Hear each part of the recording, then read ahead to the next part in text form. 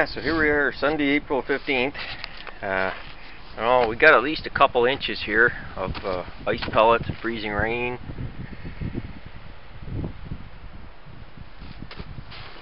Still coming down. I'm trying to see all this ice here. That's straight ice. Same thing there. Trying to thaw out my car so it doesn't take me so long tomorrow. Oh, I guess the rear window defroster is doing something to it. It's been running between 10 and 15 minutes now, and so the chiseler, she comes off in pieces, which isn't half bad. One thing, just want to caution you: your headlights, don't scrape your headlights or your tail lights. I got the ice off these. They make enough heat that I just scratched a little line and I just peeled it off. The reason I say not to scrape them is I made the mistake of doing these tail lights, and then it's got scratch marks on it.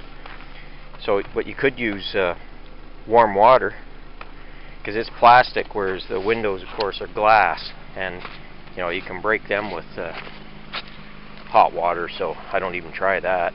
But anyway, so I'll continue on with various segments of this video here, showing our nice ice storm. See there at the base of the windshield, it's got to be about 4 or 5 inches deep. Same thing up there on the other Corolla. It's about 24 Fahrenheit here, so this stuff isn't going anywhere real quick because we're below freezing. So the first problem I encountered when I went to de-ice my car, I stuck the key in after I'd chiseled away the hole, and it wouldn't turn. So got out my jackknife and a can of WD-40 with spray on it there, and sprayed her in, and lo and behold, it melted the ice. Of course, Lock De-Icer will work, but I never have it. Other penetrating oils probably do the trick too. Here, methyl hydrate works real good.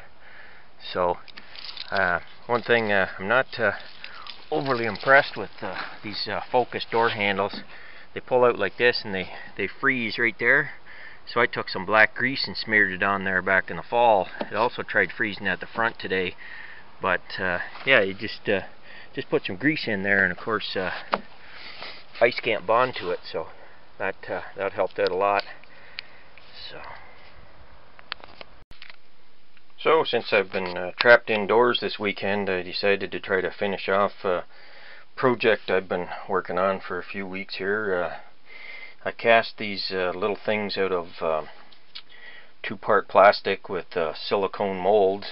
In the past year I've made such things as this McLaren Deltic basically here, but right now I've got a tank factory opened up. My brother's needing some T-34s. These guys here. Let me see if I can zoom in. Oh, of course it won't focus. Okay. Yeah, these 1/44 scale T-34s,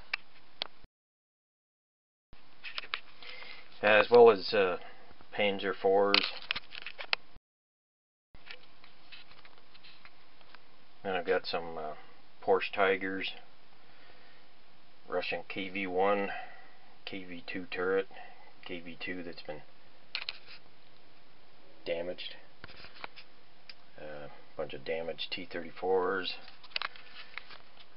King Tiger, Tiger, Panther, T-34s. I got a bunch of them. Now there's a little dinky. This camera sucks. It won't.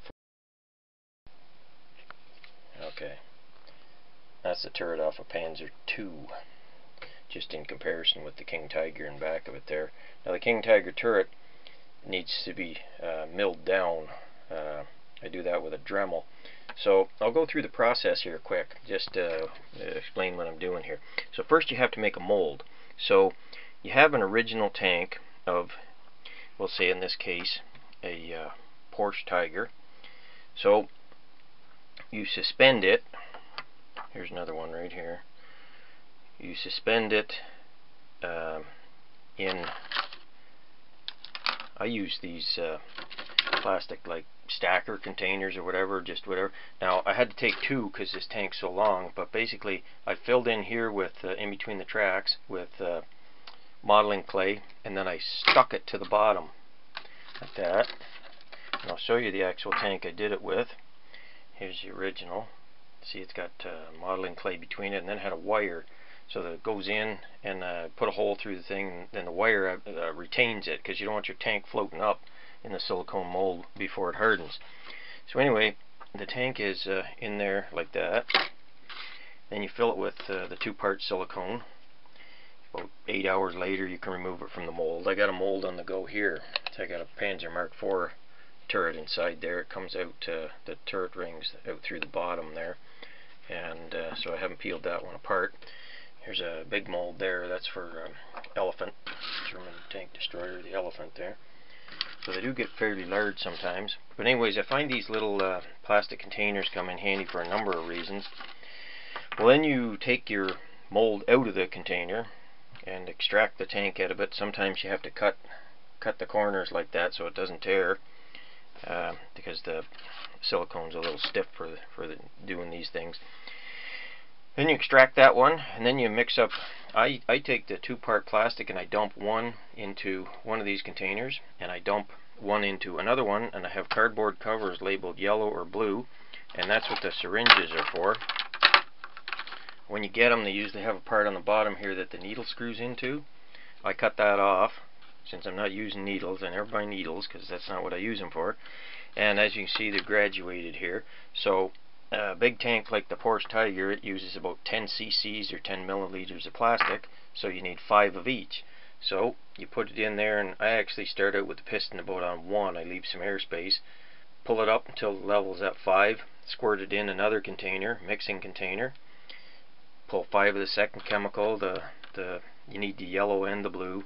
As you can see, I've got the syringes labeled, because if you mix them up, you'll harden your whole container up. So get them in there, stir them up with a popsicle stick. Then you only got 3 minutes to do this. Then you dump it in your mold. And a lot of times I pressurize the mold, but it's not always necessary. It depends how many air bubbles you get, etc. And then you end up with your tank in there like that, and then you pry it out, and lo and behold, you have your tank. Now in this case I have to, I call it machining it, but see the difference here where I've taken a Dremel and cut the fill area out. Same thing on all these, I've had to cut them all out, and it takes quite a bit of time too. Same thing on the turrets. The turrets are basically a similar process. Here's a little tiny turret mold here. You have to have like a dead space at the top. There's a King Tiger mold, and you can see on the King Tiger, see that area there that's sticking up? I gotta, in effect, machine all that off. Same thing on this KV2 turret here. You can see I have the area that I have to machine off. But you don't have any choice. You have to have that because it's where you pour in at the top of the mold.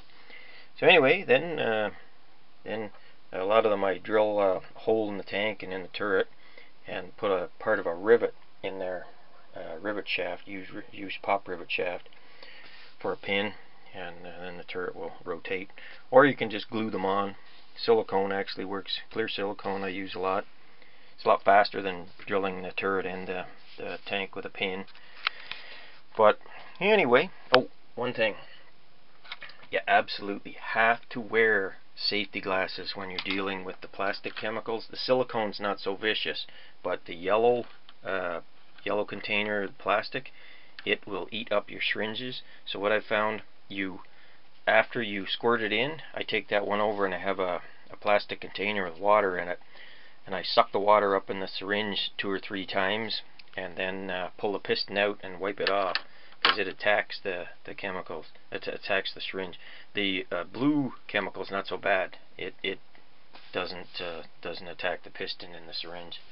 But anyway, like I say, you absolutely have to wear safety glasses when you're doing this.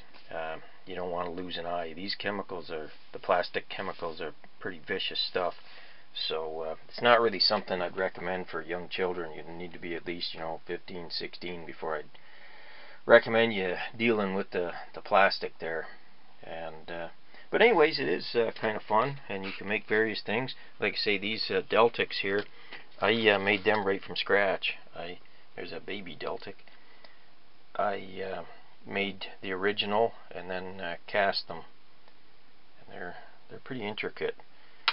So you can make just about anything your imagination wants. Here's another one. There's my Deltic dragster. I got a different version of the engine on it there. I think this one's intercooled. But anyway, I don't want to take up all your time. So this is what I've been doing. See, I got all kinds of molds here. One thing I did learn, if they have a flat bottom and you want them 5 years later, you have to store them on a flat surface. I packed them into a round circular container, stacked them all up there, all my tank ones, about 10 years ago, and they're done. You see one here, it's all warped. They warped over time, and you can't straighten them out. Here's another version. Here's another one. See how it's, instead of being rectangular, it's all warped. Toss it out, no good. Anyway, you can find lots to do on a day when it's freezing rain out. So sorry this video's so long, but just wanted to show you my tank factory here.